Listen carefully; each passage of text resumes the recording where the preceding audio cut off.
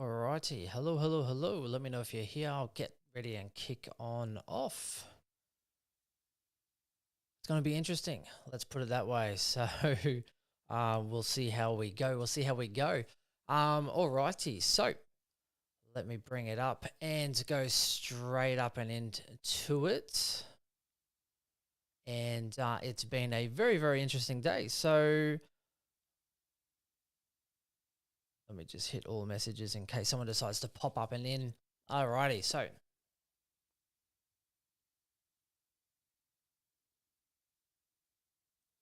hi, Ben here from Supercoach Insider, bringing you my team debrief. It is the Thursday night footy. It's the gather all around, and because what a weekend of footy it's going to be. Everyone in Adelaide getting amongst it, and I'm continuing my series, which is obviously the debrief, going through tonight's footage and everything that I kind of noticed with it. Now, quick disclosure, I've put up a little bit of a thumbnail here. A little bit frustrating for the non-Dawson owners. I'm not going to say lag, but probably was a little bit too cute with it as far as, trying to wait until the very last second to bring in Dawson. I was waiting to see who they'd match up on. Carlton, they interviewed Voss, but they're like, oh, hey, like they've got Dawson, they've got Laird, they've got Rochelle, they've got Rankin, like who are you putting time into? And then Vossi just kind of smiled and then spoke about the forwards. So I was like, okay, that's a little bit cryptic. So I was like, I thought I'd just wait and see on what would happen with the matchup. And then obviously, being a beautiful Adelaide, a brand new sort of gather around, so they have all this panoramic views. I'm like, who's in the centre bounce, mate? Like, who's on who? And I'm trying to watch it, and then I'm like, I heard the siren kind of go as in like, get ready to play, and I was like, holy crap! So I was like, right, I already had him in the chamber, ready to go.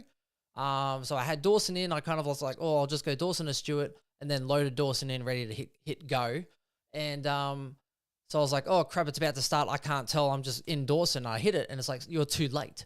And what I didn't realize is that obviously Foxtel's streaming is about 2 to 3 seconds behind. So I got locked out, and I do not have Dawson. So it is a very, very pitiful day for me. So, yeah, that's pretty much what has happened. And a lot of people had the VC on him. I put out some tweets online, and a few people like, oh, like Dawson VC. Yeah, like I think 10.4% of people had him as a VC or C. So that is where, and I don't want to offend anyone, but the casual player generally goes with the recency bias on who did well last week and throws a VC on someone, and it's just worked out really well this week. So congratulations if you are one of those people, and let me know if you were one of those people. But very much, I'm just trying to see what Cowan's score was in the end. Someone just commented.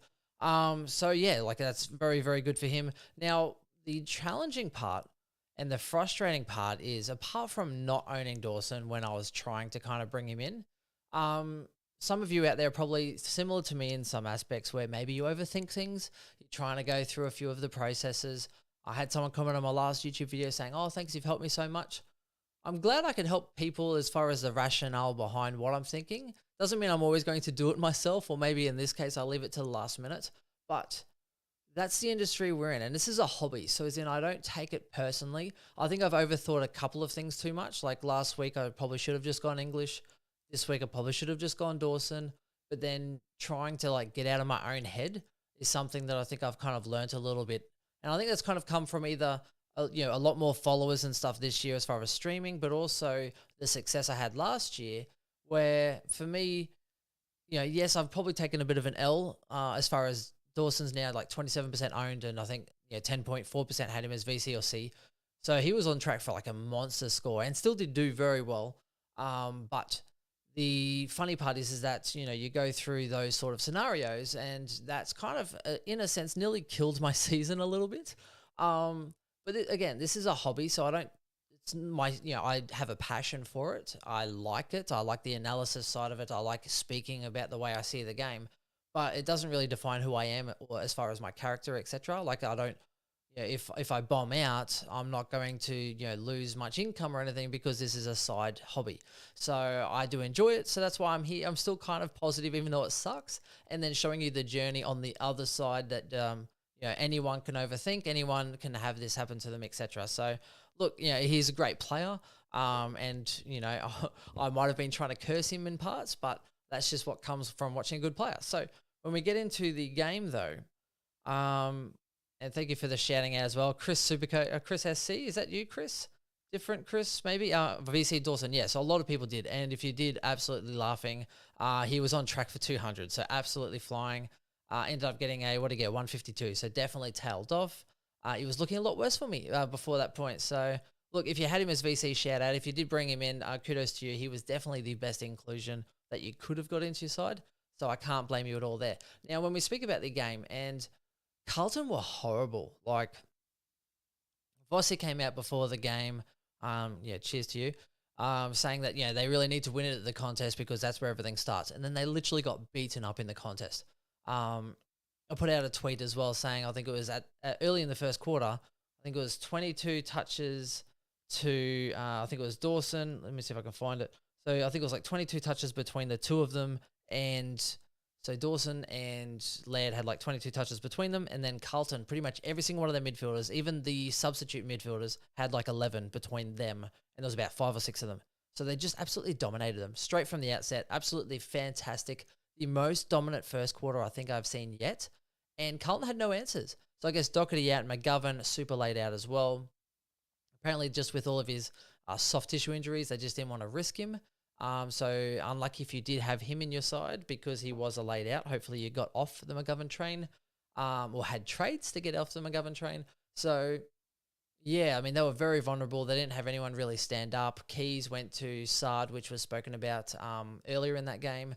There is an injury concern with Sard. So I'll probably start off with that fact because it's coming up. I can't see anything specific yet. I think Vossi's probably about to make a press conference. So if anyone knows specifically what has happened, let me know. But he spent a lot of last quarter off the ground with something apparently. So he had 17 touches, 14 kicks, so a high kick ratio for a 76 Supercoach. Was it? No, a 85 Supercoach. So, definitely unders for what he has been delivering. So it'd be interesting to see what the wash up of that is. But when we speak about, and most of this is hamstring tightness. Okay, thank you very much. Noah, my man, Noah, good man. Hamstring tightness. So, yeah, look, it's sat on the bench for quite a lot of it. Went down to the rooms.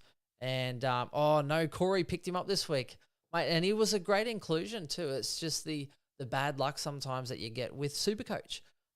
That's like sometimes you get super lucky, other times you bring someone in and then they get injured. Like it's the ride and die mentality where a lot of people have been frustrated this year and it's been challenging, but that's the beauty of it. It's not always a simple game.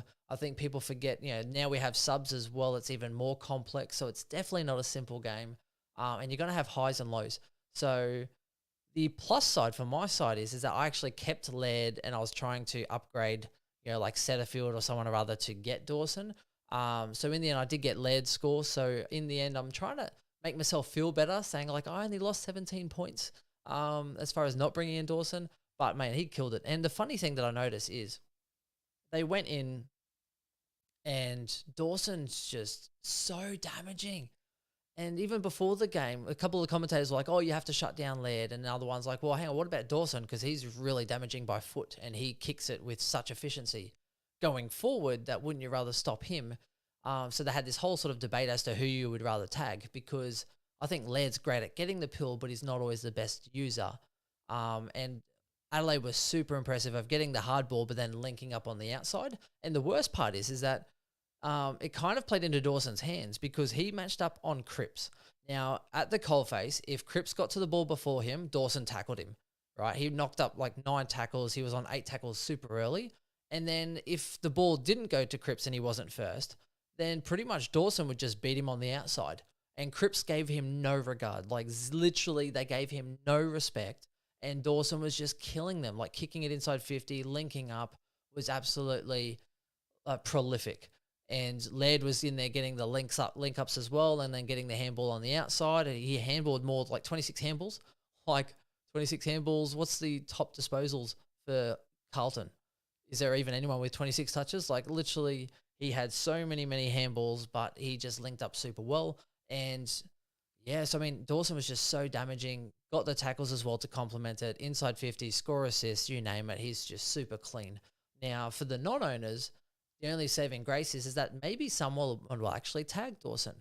So what happened, it was, I think after quarter time, both of them were on like 50 odd Supercoach points, killing it. Everything was looking great. The second quarter, right, Vossi goes, oh, we actually need to change something. And I know what I'll do. I'll just go and tag and throw Kernow on Laird. Like, Laird wasn't doing anything great. He kicked a goal from a 50-metre penalty. He is getting the hard ball and getting on the outside. So I guess maybe they wanted to stop him from getting it to the outside, which is where they were dominating. But then all that meant is Dawson was literally just like killing them. And Cripps literally was getting smashed on the outside.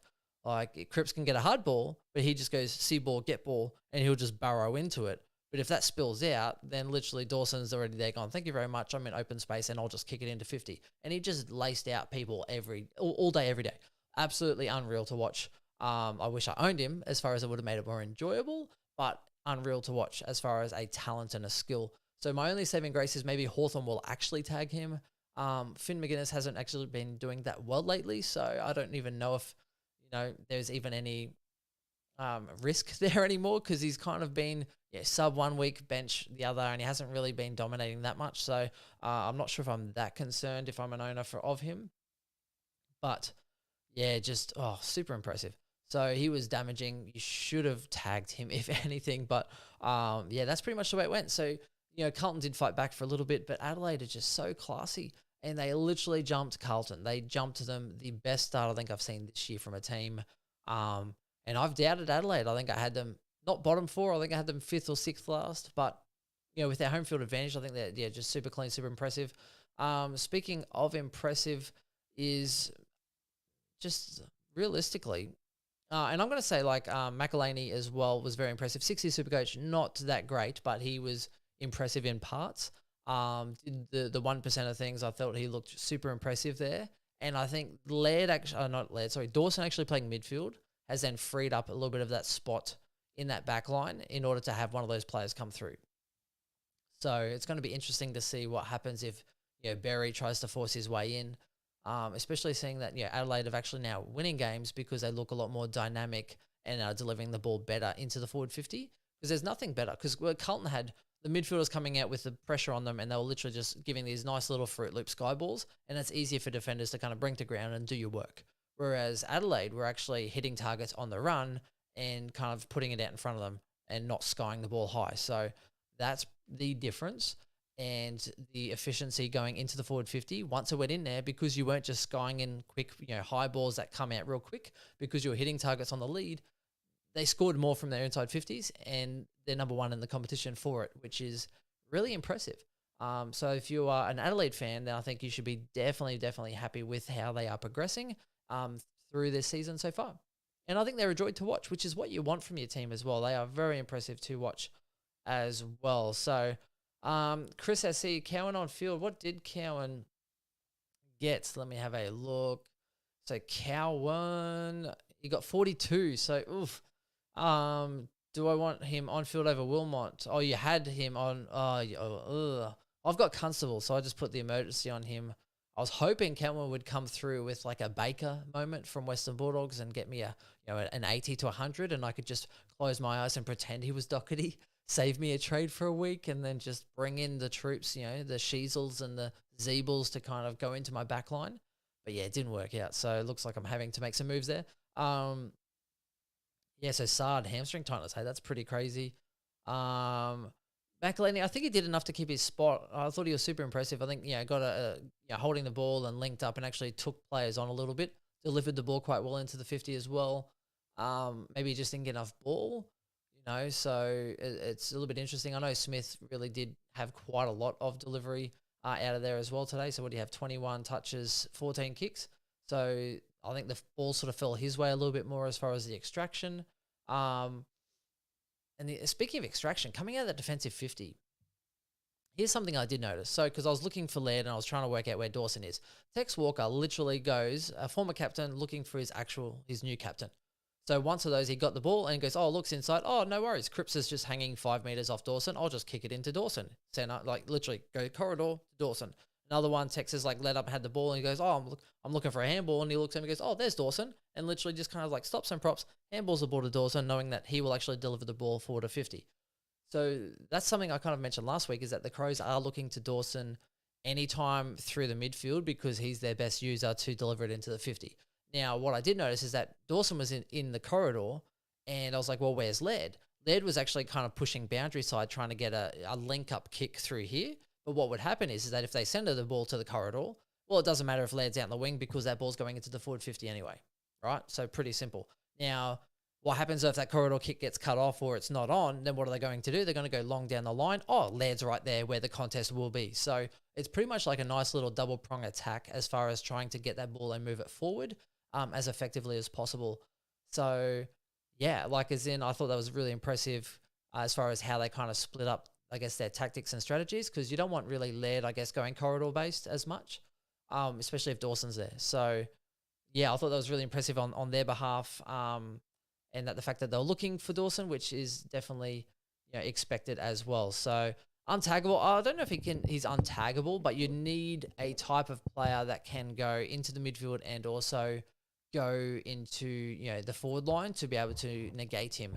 And, you know, if he goes into defense, he's just going to be getting kickouts anyway. So it's not going to be the worst thing in the world.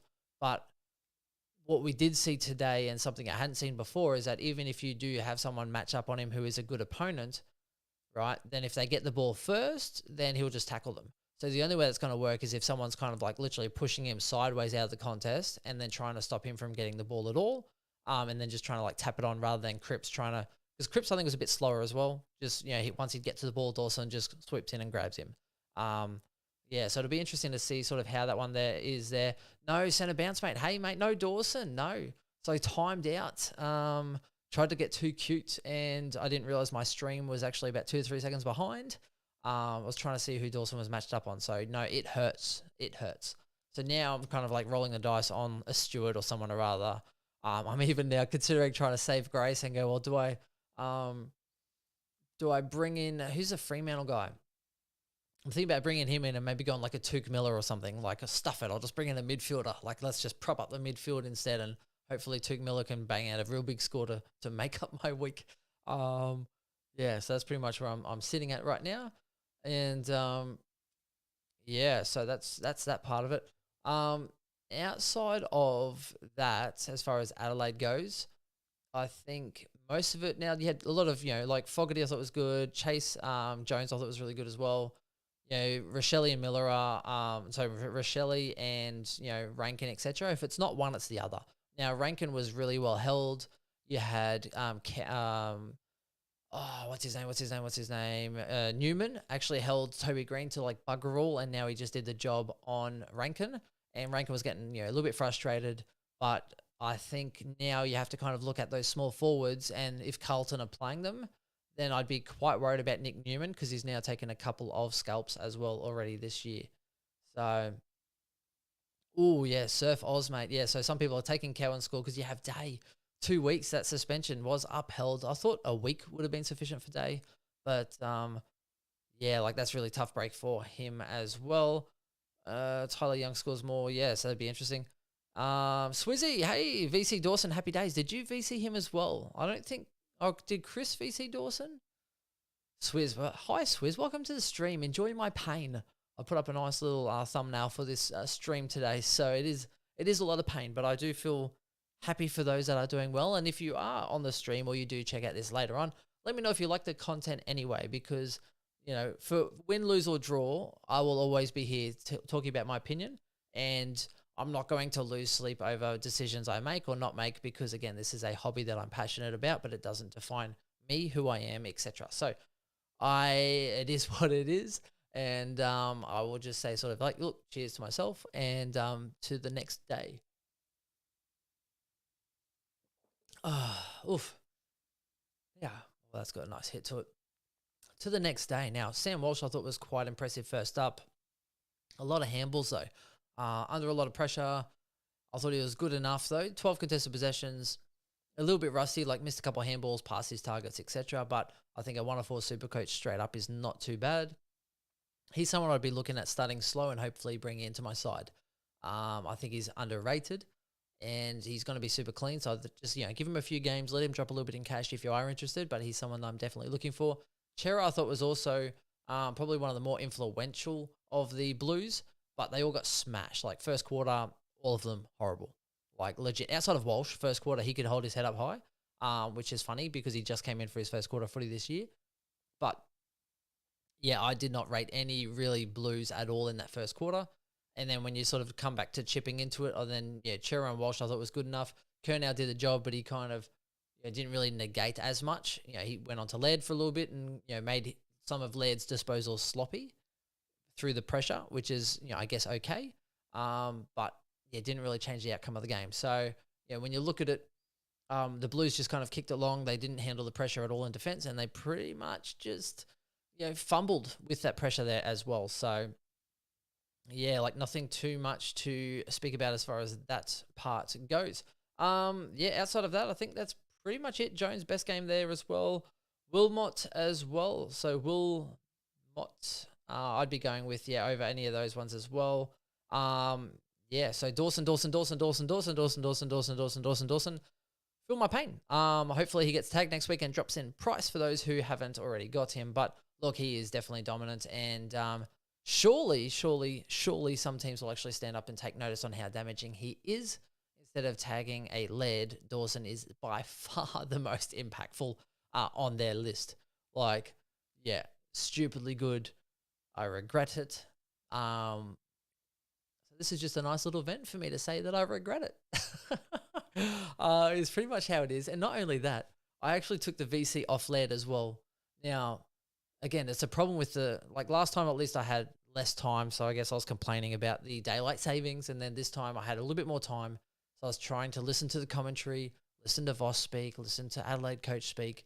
I was trying to find as much information as I can because rumour was coming that someone was getting tagged, and so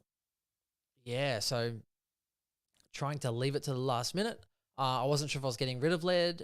In the end, I'm glad I kept him, so again, I can only take solace in that 17-point loss as far as points on field. But now it's definitely an interesting game. So look, let me know what you're thinking. If you are one of the Supercoach owners that actually made him a VC or C, the 10.4% of you, now 27% owned for Dawson. A lot of I think it's 20% of the top 5%, maybe the top 8,000 have Laird in their side. So I think that's definitely a good hold for those that held him as well. And I think that's it.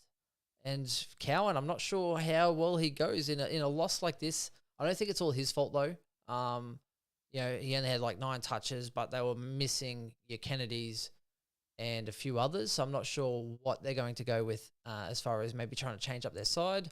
But that score is definitely not great for his Supercoach potential. He might just plateau out now at about 220k if that. So you might just have to take 100 and run when it comes to Cowan as well. So that is me. I'll just check these final comments before I rock and roll. This has been long enough already. Oh, hang on. So let's have a look. Ultimate Fitness Adventure Camp. Is there an actual website for that? Because you always pop up here and then you make me read out your name, which is always long-winded. The Ultimate Fitness Adventure Camp. So I was going for Laird. He had him. He sold him for the first week. Laird's a good rebuy. Yeah, I'd rebuy him later when he drops a little bit in cash. The Adelaide Crows have a real soft draw in the second half of the year. So even if you don't have Dawson now, I definitely want to try and get him in at some point when he does drop in cash because the back end of their year is quite scary. They are the Fremantle of last year, and Fremantle are the West Coast of last year. Horrible. If he doesn't get tagged, it'll be 700k. Yeah, if he doesn't get tagged against Hawthorn, it's going to be, And tag me anytime you see a big score from Dawson and just say, Ben, don't overthink it. Just pick your players at the start of the week and then maybe adjust it if they're out. But usually I give sound advice and then don't take my own sound advice. So that is a lesson learned for those who are looking at it as well. If you don't stop Laird at the centre, so hang on. If you stop Laird from the centre, you stop Dawson. I don't know if that's the case. Maybe you don't get Dawson on the outside, but Dawson will be tackling, etc. So look, a little bit of chat. Boys, get your own room here. Bloody centre bounce and Swizz saying hi and all this stuff here. I wish I jumped on with you. Swizz, you could have jumped on here right now, Swizz.